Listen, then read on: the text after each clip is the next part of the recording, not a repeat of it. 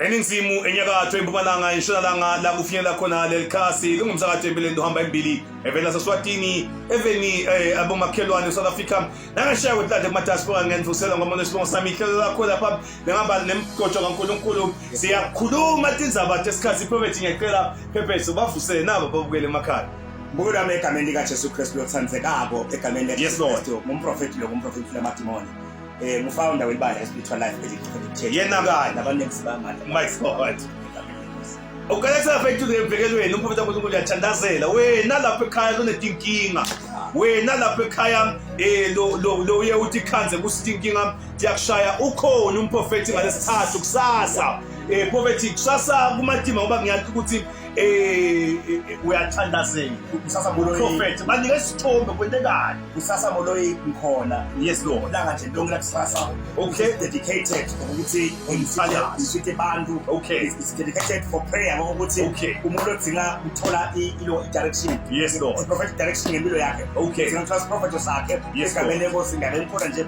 specifically for that egameni lenkosi ngifike uyane babule emakhaya kusasa nje kusula ngalevel ekseni yakho egameni lenkosi ayike singesese namhla singabe isikhathi prophet sihlose namhla ke sihloko wonke umuntu uba nawe lo mbutho lomkhulu ukhanza ukuthi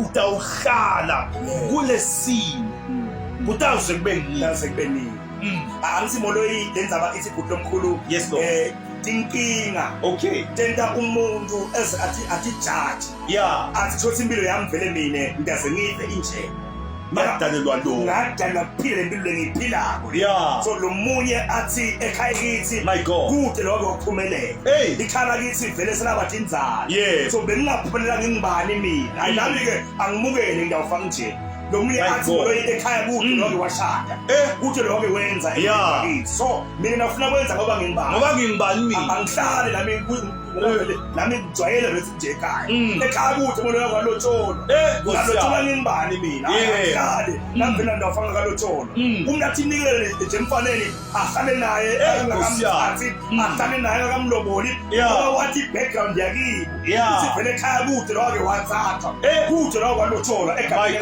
kepha namuhla sitsena bona sinembutho noma ke sine challenge kubabukele emakhaya sithi asuvumela lesimo leso sikwente ube comfortable kuso ube comfortable kiso dihluphe ube ukuthi bakithi baba bahlupheka ngeke ngifele ukupheka my God ekhaya kude washada ngeke mina ngihlale ngashada uyabo ukhathale phakathi kwakho uhlala nesimo lesi egameni lenkosi wethu umvakashele lo mfana sohlezi so laze nakhoze ekhaya wakhe ekhaya wabuyela yena emfaneni ngoba prophet lo sizinje sikhuluma naye lapha abeyobambisa lapha eMandiyeni bazi sohlezi uye mandiyeni uyobambisa ukuthi umsebenzi awukatholi ngalesikhathi leso kepha uleqashwa indiya so ufuna ngathi sekude la uqashwa khona somewhere else ngithi ngiyala buhlala kulendzawo lokuye ngoba uyabona ukuthi akusinza uyapha akusiyo indzawo yakho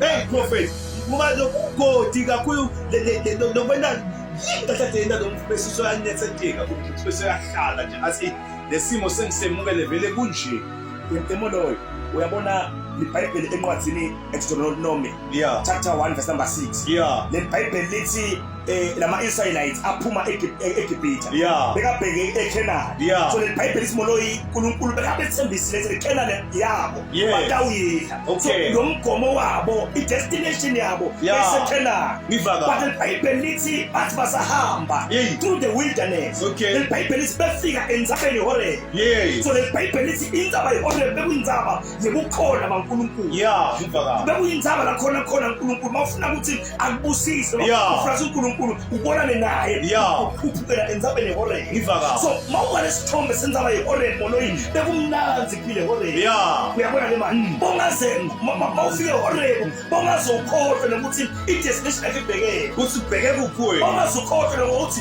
noma phela sekumnanzi la angefiki la ngidela sengifike ngosiyama ngoba eHoreb ungathi bekungeselwa kuwo eHoreb ungathi ngoba ungathi eHoreb Moloyi abengaselwe manje ngoba kunankulunkulu ngifaka ngoba phela uNkulunkulu khona aweswela lutho so bekumnanzi kuphile kodwa kwenta lokho ukuthi ema-Israelites agcine manje comfortable athi noma singasefikanga eKhenani kodwa ngathi kumnanzi kuphila khona uthi uNkulunkulu eMoses hamba ubatshela ukuthi ngithi mina sebahleli la sikhathi esithe abasuka bahambe manje because i-destination yabo ayikho kepha ile Khenani lebatothathe amandla phela so bemole yenza ngebhuti ithi umuntu wakho uthi kwenziwa yini umuntu sesozokiba so comfortable lajwayela hlala la kuyo inkinga yakho lowo molo nomtimba uthi at least ngiyamthola lo zulu awulali ngingakazi ngivaka lo muntu molo lo muntu uNkulunkulu umbithe kusebenza umuntu omkhulu ngivaka but because of nangizwa ngithola kula muntu so ufungathi lo zulu loyo angaphila ngayo so hleli khona lo munye molo lo uNkulunkulu uthethela abe sowashada ngoba kunesingane lahlala nazo lesimthungela liqalile so ufungathi ngiyawusuka ngibhekele ngoba vele inyaka ngiyalala ngidlile so uyahlala so uhleli uyakhibika moloni so uthi uNkulunkulu nilethe into leto esibambelelako ngoba molo is staying in a place for too long can delay your destination. Staying in a place for a long time can delay your purpose. Lo muntu molo uNkulunkulu mbethe ukuthi abe umuntu lomkhulu but because ngathi namkhona khona yaphila angihlale at least that is the thing molo that is the thing uhleleni lapho ngoba indzawo yakho akusiyo le yakho isembile Khenani ngoba moloyi lokubanga lokuthi impilo yomuntu ibe stagnant unayo indzaba moloyi yokuhlala endzaweni for a long time uyabona ke moloyi itoro ukuzama ukufuna umsebenzi so uvunga sinakusasa ngasihamba ngiyofuna ngingawuthola so uvunga si angihlala at least uyangirentela lo boyfriend ngosiyami at least ngiyayithola imali yabo gogo yangipha imali yabo gogo ngiyakona kudalipali so uhlela usendilungu banga spiritual stagnation impilo yakho itawumanza wonke uze uhambe emhlabeni egameni laJesu Kristu lesimo lesimatima nakangaka siyefuna uNkulunkulu asisithe ukuthi ngingajwayeli lesimo onke bamvela abathi ukuthi hayi njalo ngesonto uNkulunkulu afika ngibeke tanda akafuni kuphenduka yena utshaya ukuthi anafika ngibeka tanda seyishayile so tikhanza ucomfortable kulenzawo soba utafika ngithandazele njalo ngesonto angithi moloyi lenza abantu lokhuma ngayo inkonga kakhulu ngani ngoba moloyi siyayithi we are calling people to action. But see, we are calling people to action. Once I lay my hands upon you, once I deliver you, when it's your responsibility to stand up and move forward. Once you are kulela mina, when I come sebendi, usume pass you from sebendi. Usume pass you face. Usume pass you kali business. So kulela ufungati angkubele nhlali. Prophet song kulele. Adibona kubenza abantu ukuthi is the enabling power. It's the enabling power ukuthi nama hindrance. Nabe akhona before. Uathabuke. Wakhanda sangekho manje. Ngoba abantu ungayidumisa but ungaka-rev ngeyihambe but iyaduma. Exactly. Ngoba abantu impilo tawo tikithini nafi umuntu betafika ayifaka igcobe udumisa le njini. Iyaduma le njini. So ne-capability. No, present food uyabi. Exactly. Bese uyahlala kumuntu. That is the thing. Hayi man. Manje moloyi indzaba nenkulu kakhulu. Bese sikhulume sithumayele egameni leMosi lokuthi noma sowukhulekele phela ngeke bese kusomsebenzi uthola ndzawena endlini ufuna wena usume phasi uhambe uyosebenza egameni leMosi noma sesikhulekele sowudiva futhi imali takho financial breakthrough sipita kanjalo thina noma sowukhulekele financial imali ngeke iswe ikhangitebule suma phasi when there's something with your hands so now the spirit of God destroy only nama altars Engathi imali ingahlanza lentaba. Ngiyakale ngithi ke umprofeti waNkulunkulu njalo kusasa nje uyathandazela umprofeti. Wotata obeka igcobo kudumele enjini. Yes Lord. Bese uthatha na i-anointing oil lapha ngoba oil uyadzingeka emotweni lokuna kama sigaba lesinze. Bese kuzikane water of life ngemanti ke la. Hallelujah. Yetinwete tawo kwenda so bese wena ufasa futhi uyembili. Thank you Jesus. Bakho kusongumela uyathazela umprofeti kusasa empilweni. Ngalevi nenkanje usenubhalise inombolo ngitibona wona kusiza ukubhalisa manje. Ubhalise ukuthi utabe usheshe ufike ke wena into ufike umprofeti akhaze sokhona. Atokwathi usakuthandazele akusithe kulesimo lokubhekana naso nabekhaya. Umprofeti nabanye abantu abathi ukuthi labakhona khona it's not their destination. So ngiyacela usubakhuthaza ukuthi abethe ngoba ikusona ngumgcojo ngumprofeti uyabona ukuthi omjambo sakusiko lo msebenzi lo akusiwo nayikhalo hleli kulo akusiwo lakho lenqawu lapho wena ngoba lo muntu ushaka kangaka ngoba kusifuthi yakho kwamile kuye uhlelo lomsebenzi awusiyo wani ngalomsebenzi akusiyo lesikhundla mkhulu kakhulu nje empilweni because uhlenza olengasiya ufa comfortable indawo leyo kufanele vele afike moloyista wathi usesithina bakamoya siyabona kungeza ukuglisha we are able to zoom in sibona imfihlakalo ngemuzi unjalo awusoze molo iwathi imfihlakalo noma wathi about your destination until usume phansi ufune babonise ngoba nje usojwayele ukupheka nje kuyakhulu siyakule ngibufini lamanye amajab because lo muntu vele ahluphe udekiwe kodwa yena waqonza kule ntwana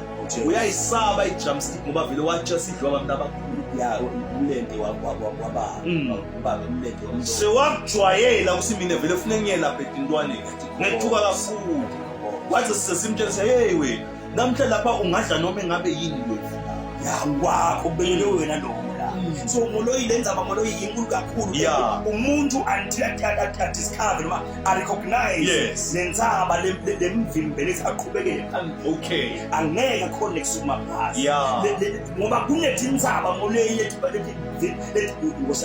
ungabona moloyi umuntu uncomfortable ubone lo muntu yindvodza semdzala ukhulile akanamfaki unabo 47 years kulesimo uthanda sa comfortable ufungatha kamdzingi umfati empilweni yakhe kahle akiphekela ukahle atiwashela ukahle athentela yonke into ucomfortable kulesimo unenzaba moloyile khona lemzimbeni lo mnye mhlawumbe wathakala vela kasoze moloyi asithatha umfati uyazafe anguye nje lo mnye moloyi noma ngasebenza kahle kwani imali yakhe ayimsebenzeli akakhola indlondlobala ngemali yakhe unenzaba moloyi kuthi lo moloyi lenzaba leyo uyidiscover noma uyibona yini lenzaba ngeke ukuthi ngihlale ndzawonye ngingafiki destination yami ngoba ngiyabona ukuthi le mali ngiyihola ngomani angabe ngilawe empilo ngabe nginebusiness ngabe ngihamba ngemoto my god bathi ngihamba ngenyawo nesikhathi sosishayile kwenzenjani inthaba Nkosi yami discover the mountain first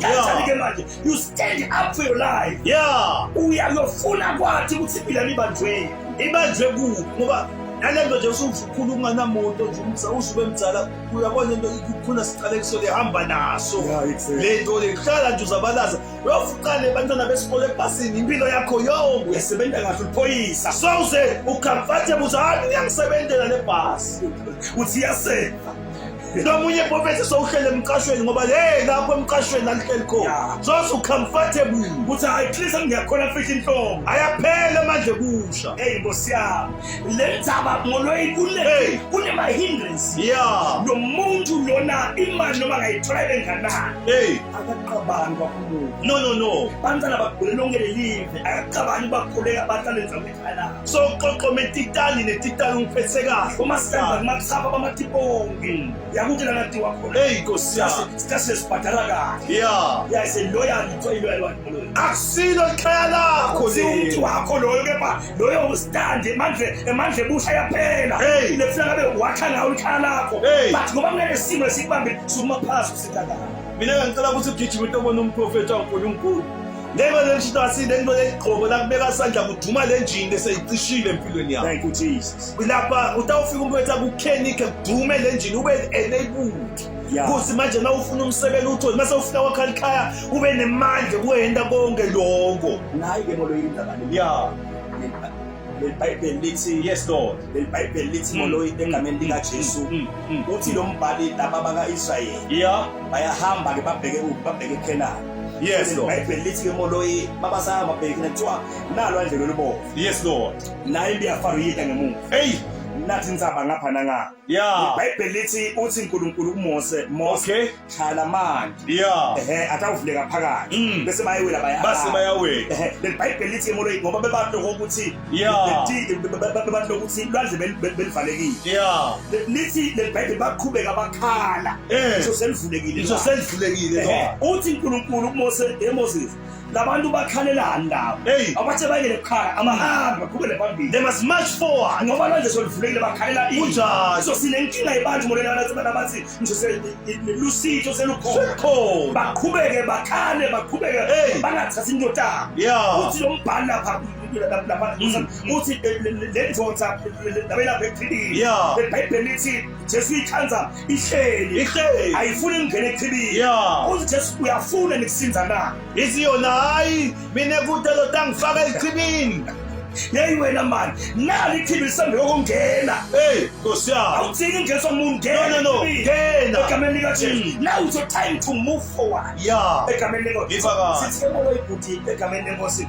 Bantu abasume belekile past. Isithumbe lesima serious. Abanye phandle kuvale imithi. Abanye now they've opted even to take their own life because of depression, because of all anxiety. Nomuntu uya molo akusuku awubuhlungu usebenze uvukusene usifika nje uyosebenza but at the end of the month awuboni imali yendaba. Ushayilo eshakola asahlali kuwe ufuna ushayilo.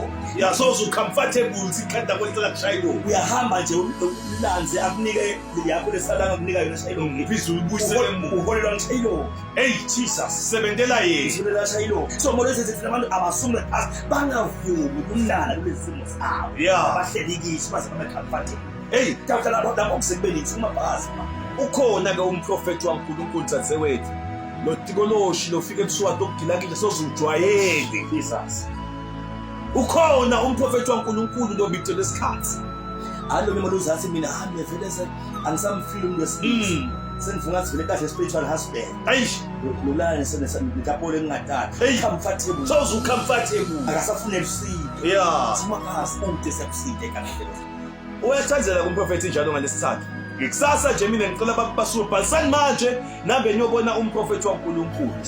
Kuze kuthi unganojwayela lokuhlala kule nkinga. Ngoba kuze kune bafundisi sebakhulile enkosi basolo bahleli phasababe akafuni ukuqala lo msebenzi waNkulunkulu. Inkosi ibithe yena kumnanzi kuhlala la kule ndzaba la kunaNkulunkulu khona. Bathi kelele lakhe losebenza likho. Inkosi yami sofu ucomfortable kuphile hore. NgekuNkulunkulu Nkosi yami. Ngoba stagnation singanibamba nani stagnation. Nkosi yami. Mina ndibuyotheni bafundisi. Yasimele impilo. Akusiwe eKenani lapho. Lapho kusesehoreni. Kusesehoreni. Indlela iyaqhubeka. Uthathe amandla uyaqhubeka. uNkulunkulu akabithe iphile horeni wena manje. Egameni likaJesu Kristu. Unjalo. Ngamakhama lawo Timothy. Usasothe babukele emakhaya egameni likaJesu. Ngoba bensele bobuthi ngithathe labafathi. Ngoba sekumnanzi kuhlala nomfana bathi lapho. Indlela inzalo ezikhulu. Ngisho wena la.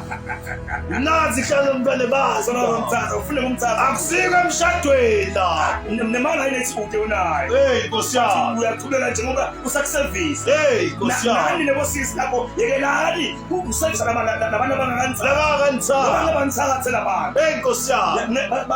Basimolo ngeke umuntu angisekele ibisi bayinkomo abanayo. Kanjani? Uyebona fanele. Ungayekela inkomo lahamba esitolo yokuthenga ibisi. Ngoba ngiyakhona kusenga balandini. Ngiyothenga isilwane. Mhlazana kungahamba lenkomo. Ngahamba nenkomo. Uyahamba uyithenga ibisi. That is the thing. molo. Hey, Nkosi. Sinabo sizantsuvuma ukuthi lapha sowuhlela nomuntu for over 15 years. Yebo kumnanzi kusehoreni. Impela vele uyakondla kuyakuthengela kuwo. Kodwa ikhona idestiny. Idestiny kusemshadweni akusilapho la uhleli khona. Ukubekela umshado uNkulunkulu nomu hayi laba sibayekele labaprofethi baze basikwatele. Abalaleli. Lesiphaza lozranako lapho. Exactly. Zokheza uzotitshela ukuthi hayi sona hey uNkulunkulu ukubekele stone. So spirit set delay moloyi Yeah. akusiyo inzanzi yaNkulunkulu kimi. Okay, ngomfaka. Spirit set delay moloyi akusiyo inzanzi noma ukufisa koNkulunkulu nayo. Ngifaka. But lokubana spirit set delay moloyi ule disobedience. Hey, Ungamhloniphi uNkulunkulu mase Okay. uNkulunkulu. Sale sosuma usale uhamba phela. Sesikhathi. Sesihleli kakhulu. Sesikhathi sekuhamba. yeah. One, it is disobedience. Two, it is fear. Ngifaka. Kwesaba. Yeah. Ngawusuka la ngibhekele. Hey, Nkosi. Ngoba iKristu ngiyakhona ngithola singwangini. Yeah. Mangiswayele ngingasadli ngifana kanjani. Prophet silamle. What are the signs? Manje my prophet. Yeah. Yakusesikhathi sesiphelile sokusinkhidla. Molo, this thing is very simple. Yeah. Lokuthi utibona wena. Okay. Lokuthi nangumnyaka uyaphela, Hey. uyaphela. Yeah. So ngiyahola ngenteni ngale mali. Good. So uyabona lokuthi ayikhona. Lapha endiyami idinga ndzawonye. Yeah. Angisume phasi. Angisukuzi. Isikhathi sami sekuphila kufanele ngabe angisekho la. Okay. Bathi ngibambeleleke ngoba ngihleli endaweni la engasika endlini. Okay. Ngiyokuba indzaba iku. Hey. Second molo, uhlala lo muntu loyo. Yeah. Over 10 years. Yeah. So yakuthatha uyathibona nawe. Yeah. Lokuthi ayikhona isikhathi sami sekuhlala lapha manje. Pelile. Kalile manje. Yeah. Ngibekele phambili. Hey. Suma phasi uyokuza.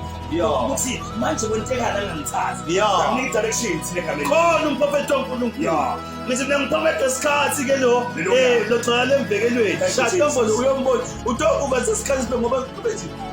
Utophe umbatophe prophethi. Awuhambe kahle emsebenzini. Umphathi wami akasangithathi. Kanza kade ukuthi sisowulwa naNkulunkulu ufike isikhathi sokusahambe. Angithi moloyi uNkulunkulu makwazi usitapho. Yeah. Kunendlela yakhe akuphila. Okay. Yeah. Okay. Yes, ngoba bese isikhathi moloyi siyayisikhalela ukuthi ngaliwe ngumuntu. Ngaliwe ngumuntu usisakhala uyakhala lithi ungalile. Ngani akade lo boyfriend wakhe bekamvimbela. Yeah. Athola indvodza. Yeah. Boyfriend nezamoloyi akufana. Akufani. Indvodza imqoka na boyfriend. Takwakhela likhaya ipho. Takusita ngayo bambela ku boyfriend. Yeah. Utawuphinda kudala. Hey, Lo vimbela indvodza yakho lengabe ifika kuwe iyakuthatha ngithi ubambele boyfriend. So Yeah. utawena uNkulunkulu boyfriend akwale ngoba vele bekavela ngasiwa. ngasibukabo lapho boyfriend yabo sowuswaqile lapha. Thatha lo muntu lapho. Hey Nkosi yabo ngoba ngabe solo mthathi sine siya conclude sithi vela ngasiwa. Yeah. Ngoba hlala umuntu moloyibo for 5 years Mbane umuntu lo. Fika ngabe uyamlobola ngabe uyamshada but uyakhomba lokuthi akwatmisele ngayo. Wena sesabekaba ungahlalele for over 5 years. Hey, akusinza uyakho le akusi. Yeah. Akusi. Sunjalo thina. No. Prophet. No, teka yona pepese. So usho prophet ukuthi hey buba betele ngitubekela phambili. Ukuyitsanza wonye instead of going forward you're going back. Akusho si kulomsebenzi awuholi uyahola but mara ibona bathi kude le ngitubekela so bo kumele sasemandla bese uyaqhubeka ungahlali lo msebenzi lo ngoba lo msebenzi akusiyo nawami. Yeah, usomnya prophet akusiko lula. Usakusiko lula prophet. Akusiko lula. Indzaba malule esikhuluma ngayo idzina ukukholwa. Yeah. Okay. I see yabo bonke abantu labantu ayithatha lendlela. Yeah. Kepha is for a chosen few. Yeah. Abantu abatawukholwa. Molo when I started the ministry ngake ngasho. Ngathi ngaphuma kuqala iministry I was a manager. Yeah. A qualified manager wathi ngibeka certificate down. Yeah. Ngingenele kule journey ye-mini. Wathi ngakuthi ngizama ukuthi ngiconvince labanye abantu. Yeah. Abangafuni kungiva ukuthi ngishiya umsebenzi. Ushumayela. Utawuphila ngayo. Ngawuhlani. Thende sowunalo yini? Bona babone maloyo lakini. Hey, mina ngawuloyi umntana fulaka. Mina ngibona i-fulfillment of my destiny. Uyekela umsebenzi. Mina babona usebenza kahle kanjena. Hey. Uyayekela umsebenzi. Bamloyile lo mntwana. Bona make wamathi loyiwe ngama lawo wathi bamloyile mara bobuyele umsebenzi. My God. Sitawuphila ngani lakhaya egameni lenkosi nyalo impilo lemphisayo lekhaya ifar better than ngesikhathi sasebenza egameni lenkosi. Phila kahle naye ngiyangitshela nabanye bafana. So ngitsilapha ekhaya kuthina ukuthi ukunesibindi uthi nometha ukuthi lani yakho mulo iBhayibheli lithi inkosi leBhayibheli lithi Abraham wakuthi uNkulunkulu Abraham wena shiya kuhlobo takho nemndeni wakho uhambe uye eveni bengakukhombisa lona.